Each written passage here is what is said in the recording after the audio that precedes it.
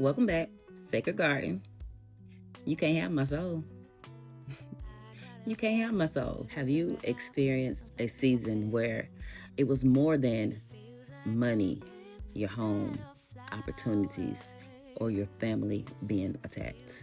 It was deeper, more spiritual. They were literally attacking your soul. Yeah, it gets deep out here. But here's our Bible verse before we go deep. Psalms 27:3. Though an army encamp against me, my heart shall not fear. Though war rises against me, in this I will be confident.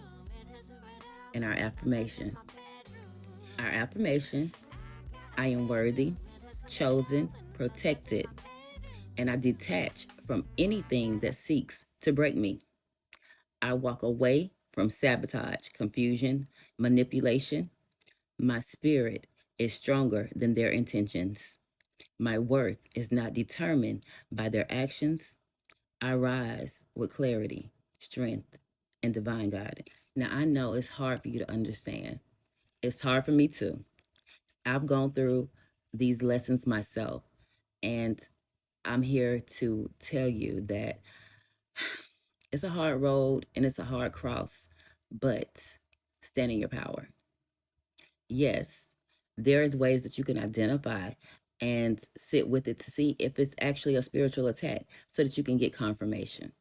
And we're going to go through some of these things now because it's hard to look at the people that you love or you've built things with, or family, friends, or, relationships, and to know that they are intentionally having um, attacks against you where they do not want the best for you, that instead of walking away or removing themselves, they want to cause you hurt, harm, and danger.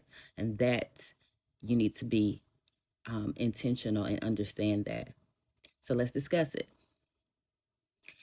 If you are dealing with someone who is intentionally triangulating you, rather putting you in third party or friendship um, dynamics or family dynamics. And that means they're pulling other people in to go against you. That's a sign. This is so that they can gain access and control over you. They want to destabilize your spirit. They want to um, give you conflict on your confidence, and they want to shake up your foundation. This is not love. This is not reciprocity. This is not a misunderstanding.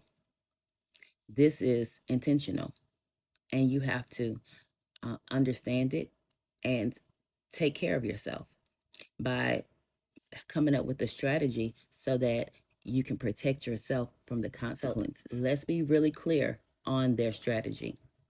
The reason they come against you like this is because they want to break you down so that they can feel like they're powerful. This is why it is spiritual. They want to make you self-doubt so they can reap the rewards of your collapse. They want to put you in financial straits so that you can have obstacles to overcome. They want to keep you emotionally confused so that while you're sitting with uncertainties, they're making plans to overstep you. They want you spiritually drained so you can stop fighting for yourself. Here's your why. You want to know, well, why would other friends or family or another relationship, a person in a relationship, why would they want to do that to someone else? Because of their insecurities. People want to feel superior. If it's other friends, family, or someone else that a partner is seeking a relationship with, they want to feel like they have one up on you, like there's something that they have that you don't. They like being, their egos being stroked. Um, and they are empowered by your pain. They're empowered by being able to set you back. They're empowered by being able to laugh at your obstacles. And this is the hard part. They create false narratives or stories on you because they're in it together. They want to um, cover their image, and they don't want other people to know who they are. So they're in it together. This is spiritual warfare, right from the people that love you or supposed to love you, that you've had these personal relationships with. And this is not a reflection of you. This is a reflection of their character. Here's the hard truth. You must sever the relationship.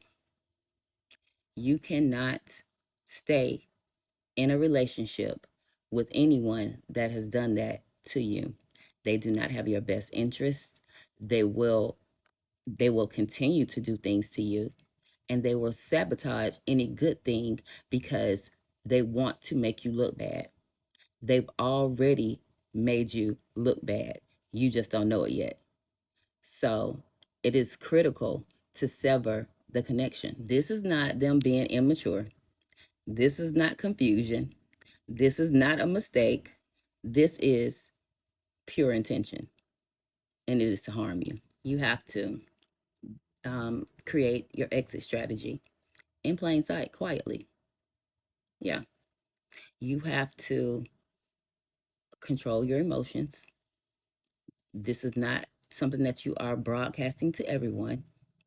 Now, safe people, if you need to, transition and stay with someone, and you know that there is someone safe to talk to, you communicate with them. But you're going to have self-control. You're going to have to detach. You're going to have to learn that silence is power, that strength is not always physical, and that clarity is always in the actions. People who use those type of strategies against you, they meant for you to go through torment. They meant to break you, and they meant for you to lose your way. That is not protection.